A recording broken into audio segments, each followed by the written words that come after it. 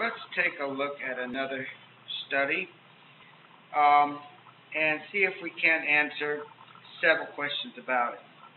Here we have a study of 100 farmers in Georgia that agree to test a new fertilizer additive.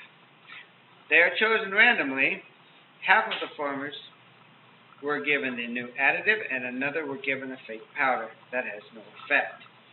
At the end of the season, the farmers reported either a gain or a no gain from the previous year's crop. Okay, so first question, and the most important, is it observation or experimental? Well, it says up here that they are giving a new additive and that only half of the farmers received it. The other half had a placebo, the fake powder.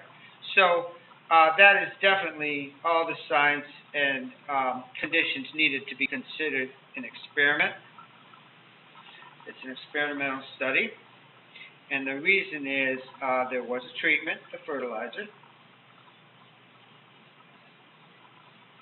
And they also had a control group.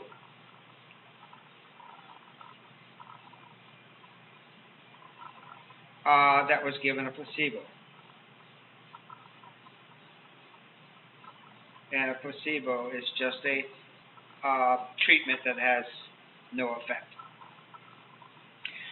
Okay, so what are the participants? Okay, it's not the farmers. Okay, it's actually crops. And the experimental unit are the individual farms.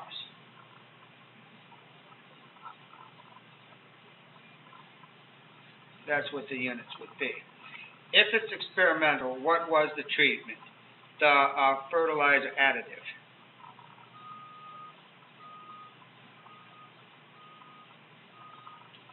Was there a control group? Yes. And or a placebo? Yes.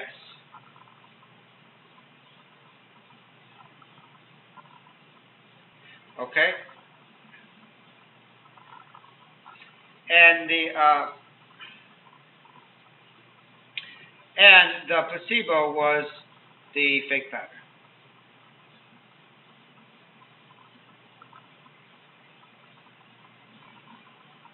All right.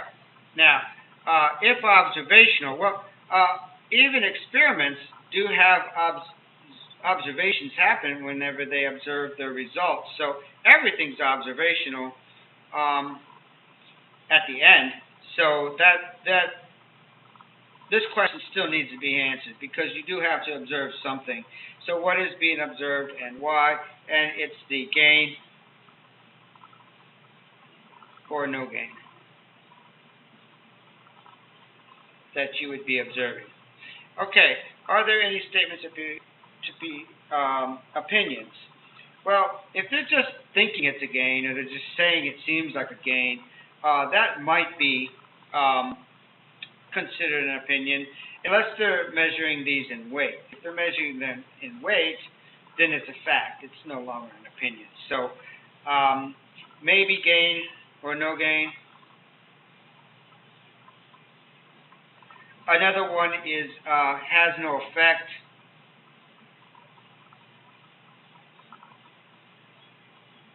That may or may not be true. How do they know that? What if maybe it's supposed to have no effect, but what if the powder actually clogged up the soil and made it harder for the plants to grow? So basically, something like has no effect should probably be proven. Otherwise, it's probably going to be considered an opinion. All right, and then are there any limitations to the study? For the most part, it's a pretty sound study. I think the only limitation, I think, is randomly selected.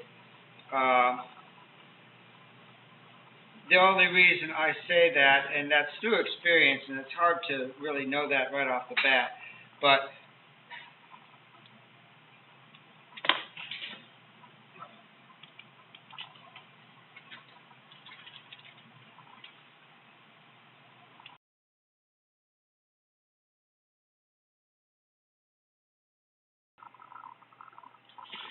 Okay, so sorry about that.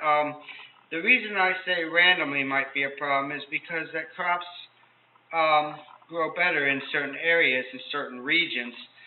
Maybe area that's down by the river in a valley might have better growth than something that's higher in the hills and doesn't get as much rain. So something like that, probably I would take a cluster sample instead. That means in each region of the state, I would make sure I had a couple farmers with the additive and a couple that had the fake powder within each cluster. So a cluster sample might have been a little bit better. Other than that, I didn't really see any limitations in this experiment. So there you have it. Thanks for watching.